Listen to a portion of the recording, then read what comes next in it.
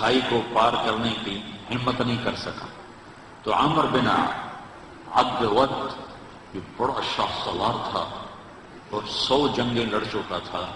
اس نے پھر اپنے گھوڑے کو اٹھایا اور دوڑاتا ہوا آ کر اس نے یوں جو اس کی لگام کو کھینچا ہے تو اس کے گھوڑے نے چھلانگ لگائی تو 30 فٹ کی کھائی کو پار کر کے صحابہ کے لشکر میں جا کھڑا ہوا. کہنے لگا حل من مبارز، ہے کسی کو مرنے کا شوق تو آ جاؤ. تو سارے دم کو خود ہو کے چپ کر گئے سب. حضرت علی کی عمر تھی 21 سال. وہ کھڑے ہو گئے، یا رسول اللہ میں جاتا ہوں. ہم کہ بیٹھو، یہ عمر ہے عمر. اس نے پھر کہا ہے کسی کو جنت میں جانے کا شوق جس جنت کے دعوے کرتے ہو؟ تو کوئی نہیں کھڑا ہو. حضرت علی کھڑے ہو، یا رسول اللہ میں جاتا ہوں. ہم نے کہا بیٹھو، یہ عمر ہے عمر. پھر تیسری دفعہ اس نے کہا کدھر گئے تمہارے جنت کے شوق؟ تو پھر حضرت علی کھڑے ہو گئے، کہا یا رسول اللہ مجھے بھیجیے. کہا یہ عمر ہے. کہا عمر ہے تو کیا ہے، مجھے بھیجیں تو سچ. تو اچھا کہا جاؤ. پھر ان کے لیے دعا کی. تو یہ بچے سے وہ 100 جنگیں لڑا ہوا. تو حضرت علی شعر پڑھا کرتے تھے، انا الذی سمتنی امی حیدرا کلیس غابات کریہ المنظرا وفیہنی بالصاع کیل السندرا. میں وہ ہوں جس کا نام اس کی ماں نے حیدر رکھا ہے. شیر جو جنگل کا بڑا شیر شہنشاہ ہوتا ہے اور میری تلوار ناپ تول کے کھوپڑیاں توڑتی ہے. تو جب وہ آئے نا تو اس نے پہچانا ہے. کہنے کہ کون ہو؟ کہا علی. بن عبد مناف. وہ پچھلے کہنے بن ابی طالب. او بھتیجے تو کہاں سے آ گیا؟ میں نہیں تمہیں قتل کرنا چاہتا. وہ اتنا مطمئن تھا کہ میں نہیں تمہیں قتل کرنا چاہتا. چاچا میں تو تمہیں قتل کرنا چاہتا ہوں. تو اس کو اتنا غصہ ہے اس نے گھوڑے سے چھلانگ لگائی اور زلی پہ ایسا جارحانہ حملہ کیا کہ زلی کو پیچھے دھکیل دیا. تو غبار اٹھا، دونوں غبار میں چھپ گئے. تو اللہ کے نبی نے ہاتھ اٹھا، یا اللہ علی کی مدد فرما. تو اس نے تھوڑی دیر کے بعد اس نے جو وار کیا جو سر پہ لگا ہے زلی کے ترچھا اور کندھے پہ آ کے لگا، کندھا زخمی ہو گیا. تو اتنے میں اللہ کے نبی کی دعا یا اللہ علی کی مدد فرما. تو زلی نے بڑھ کے وار کے اس نے ڈھال پہ روکا. وہ ڈھال کٹ گئی، سیدھا اس کی کھوپڑی پہ لگا اور 2 ٹکڑے ہو کے نیچے گر گیا. تو آپ کو اقتحام کے ساتھ یہ واقعہ سنا ہے. اقتحام، گھاٹی کو پار کرنا کوئی آسان کام ہے؟ پھر اللہ کہتا ہے فما ادراک ما العقبہ. وہ کون سی گھاٹی ہے جو میں تمہیں چھلانگ لگوانا چاہتا ہوں؟ یہ تعبیر قرآن میں صرف ایک جگہ آئی ہے اور اس عمل کے لیے آئی ہے جو میں بتانے لگا. فلاقتحم العقبہ. یہ لاہور والوں کو شوق کیوں نہیں ہے گھاٹی کو پار کرنے کا؟ وما ادراک ما العقبہ. کچھ خبر بھی ہے کیا ہے وہ گھاٹی؟ فک رقبہ. یہ کام یہ کر رہے ہیں. فک رقبہ، جن کی گردنیں پھنسی ہوئی ہیں ان کی گردنوں کو آزاد کروانا. کوئی قرضے میں پھنسا ہوا ہے، کوئی سود میں پھنسا ہوا ہے، کوئی بیماری میں پھنسا ہوا ہے، کوئی فقر میں پھنسا ہوا ہے، کوئی غلامی میں پھنسا ہوا ہے. فک رقبہ، گردنوں کو آزاد کرانا. اور اطعام فی یوم ذی مسغبہ یتیما ذا مقربہ اور مسکینا ذا متربہ. کیا خوبصورت تعبیر. گردنیں آزاد کروانا، غریبوں پہ خرچ کرنا. جب مالدار لوگ صرف خواہشات کے غلام بن جاتے ہیں تو غریبوں کی عزتیں نیلام ہو جاتی ہیں. جب زکوٰۃ بند ہوتی ہے اور اللہ کے نام کا خرچ بند ہوتا ہے تو غریبوں کی عزتیں نیلام ہو جاتی ہیں. فک رقبہ، گردن چھڑانا قرضے سے، بیماری سے، بھوک سے، افلاس سے، غلامی سے. غریبوں کو کھانا کھلانا، یتیم کو کھانا کھلانا، مسکین ذا متربہ، جس کے پاس کھانے کو کچھ نہیں اس کے گھر خود جا کے اس کو کھانا کھلانا۔ حسن اور حسین بیمار ہو گئے تو اللہ کے نبی خبر لینے آئے تو دونوں بچے بیمار تھے، تو آپ نے کہا حضرت فاطمہ سے روزے کی منت مان لو کہ اللہ تعالیٰ بچوں کو شفا دے تو ہم روزے رکھیں گے۔ تو دونوں میاں بیوی نے 3 روزوں کی منت مانی کہ اللہ ہمارے بچوں کو شفا دے، ہم روزہ رکھیں گے۔ تو اللہ نے ان کو ٹھیک کر دیا، تو دونوں میاں بیوی نے روزہ رکھا اور افطاری کا سامان گھر میں نہیں تھا۔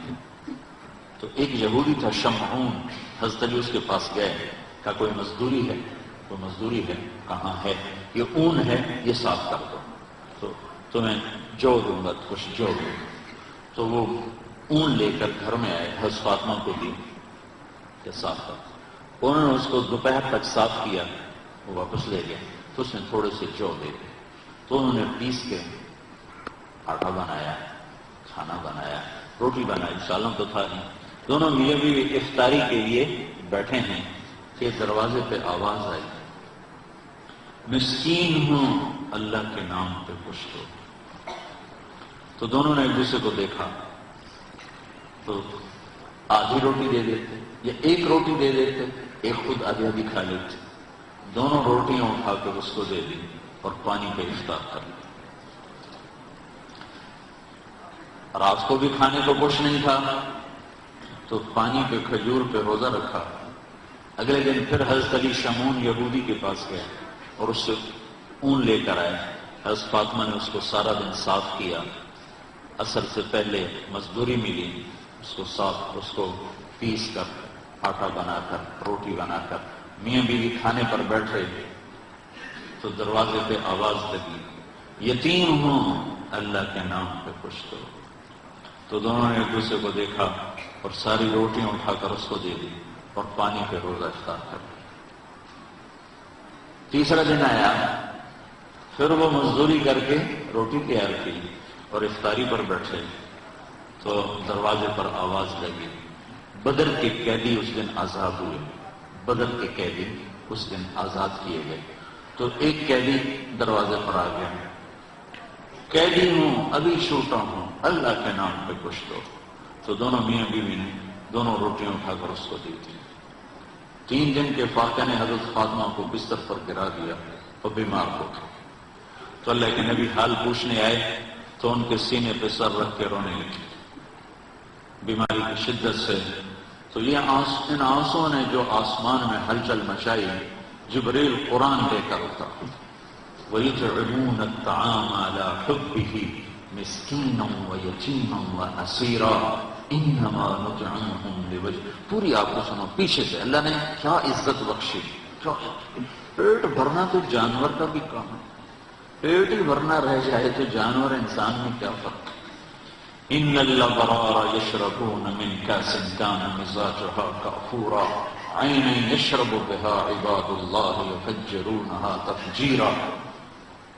یہ میرے بندے ایک دن آنے والا ہے، وہ پیئیں گے جس کا انہیں تصور ہو گیا، کافوری شراب پیئیں گے۔ پھر اب ان کی وَيُوفُونَ بِالنَّذْرِ، اپنی نظر کو پورا کرتے، وہ منت کا بولا، اپنی نظر منت کو پورا کرتے ہیں۔ یوفون بالنذر ویخافون یوما کان شرہ مستطیرا، اور آخرت کے دن سے ڈرتے ہیں۔ اب ان کی یہ صفت ہے، وَيُطْعِمُونَ الطَّعَامَ عَلَى حُبِّهِ مِسْكِينًا وَيَتِيمًا وَأَسِيرًا۔ یہ خود بھوکے ہوتے ہیں، عَلَى حُبِّهِ، خود بھوکے ہوتے ہیں اور کھلاتے ہیں مسکینوں کو، یتیموں کو اور قیدیوں کو۔ اور پھر ان کی اخلاص کی اللہ نے گواہی دی، انما نطعمهم لوجه الله لا نريد منكم جزاء ولا شکورا۔ اللہ ان کے اخلاص کا گواہ بن رہا ہے کہ یہ کہہ رہے ہیں کہ ہم صرف اللہ کو راضی کرنے کے لیے کھلا رہے ہیں، ہم کوئی آہ واہ نہیں چاہتے۔ انا نخاف من ربنا یوما عبوسا قمطريرا، ہمیں اس دن سے ڈر لگتا ہے جس دن جو دن بڑا خوفناک ہیبتناک ہے۔